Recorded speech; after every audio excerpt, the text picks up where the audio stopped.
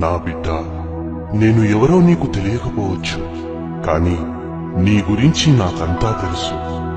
నీవు కూర్చుండుట, నీవు లేచుట నాకు తెలుసు. నీ నడక, నీ పడక, నీ చర్యలన్నీ నాకు బాగా తెలుసు.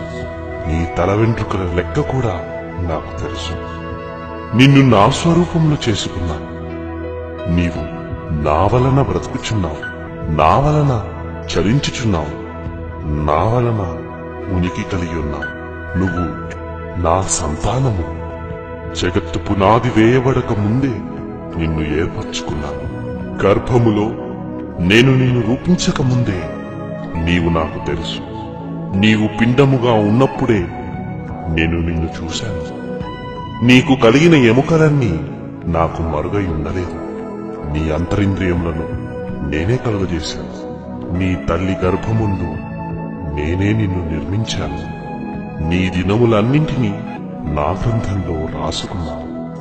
నీకోసం నేను సూర్యచంద్ర నక్షత్రాదులను, భూమి ఆకాశములను, పశుపక్షాదులను, ఫలవృక్షములను సృజించాను. కాని నాకు నీ పట్ల ఉన్న ప్రేమను ఎరుగక దాన్ని నమ్మకున్నావు. ఈ సృష్టిని చూసి చెప్పు, నేను ప్రేమాస్వరూపిని కానా? నా ప్రేమను నీపై కుమ్మరించాలన్నదే నా కోరిక. నేను ఎందుకు ఇంత ప్రేమను చూపుతున్నానా అని అనుకుంటున్నావా? నీవు నా బిడ్డవు, నేను నీ తండ్రిని. ఈ లోక తండ్రి కంటే నిశ్చయముగా మంచి యువులను నీకు అనుగ్రహిస్తున్నాను. నేను పరిపూర్ణుడనగు తండ్రిని. శ్రేష్టమైన ప్రతి ఈవిని, సంపూర్ణమైన ప్రతి వరమును నేనే నీకిస్తున్నాను. నీ గురించి నా తలంపులు లెక్కకు ఇసుక కంటే ఎక్కువగా నా మదిలో ఉన్నాయి. నీవు నా ఆస్తి. నీ గురించి నేను ఇంతగా అనుకుంటే నువ్వు మాత్రం చిన్న చిన్న కష్టాలు వస్తే, చిన్న చిన్న సమస్యలు వస్తే నేను లేను అనుకుంటున్నావు. నన్ను దూషిస్తున్నావు. ఆదరణ కొరకు ఎవరి దగ్గరకో వెళుతున్నావు.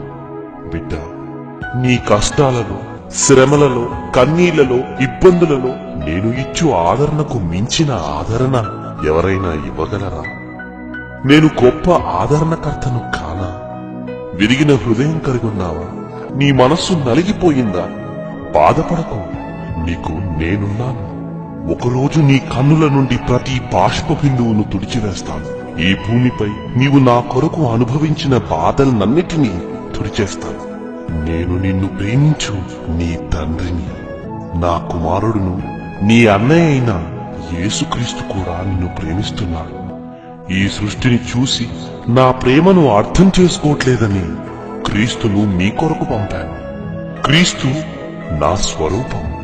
పాపమనే బంధకాల నుండి నిన్ను విడిపించడానికి నా కుమారుడైన క్రీస్తు నీ కొరకు తన రక్తాన్ని దారపోశాడు. క్రీస్తు మరణం ద్వారా నా ప్రేమను నీకు చూపించాను. నా ప్రేమను నీకు తెలియచేయడానికి ఇంతకు మించి ఇంకేం చేయగలను? నీ ప్రేమను సంపాదించుకోవాలని నేను ప్రేమించిన నా కుమారుణ్ణి నీ కొరకు త్యాగం చేశాను. నీకోసం ఇన్ని చేశాను కదా. అయితే నాకు రెండు కోరికలున్నాయి. తీరుస్తావు కదూ? ఒకటి, నీ పూర్ణ మనస్సుతో, నీ పూర్ణ హృదయంతో నన్ను వెదికి పరిశీలనగా నీవు నన్ను తెలుసుకొని నన్ను మహిమపరచాలి. ఇక రెండవదిగా, నిన్ను వలె నీ పొరుగువాన్ని ప్రేమించాలి. ఎందుకంటే వారు కూడా నా పిల్లలే. వారు కూడా నా దగ్గరకు రావాలి అన్నది నా కోరిక.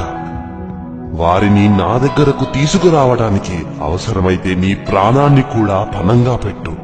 ఇది చేసి నువ్వు నా దగ్గరకు వస్తే నీవు ఎన్నడూ చూడని గొప్ప విందును నీ కొరకు సిద్ధపరుస్తాను.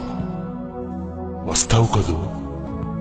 నీ రాక కొరకు ఆశతో ఎదురు చూస్తున్నా నీ తండ్రి అయిన దేవుణ్ణి.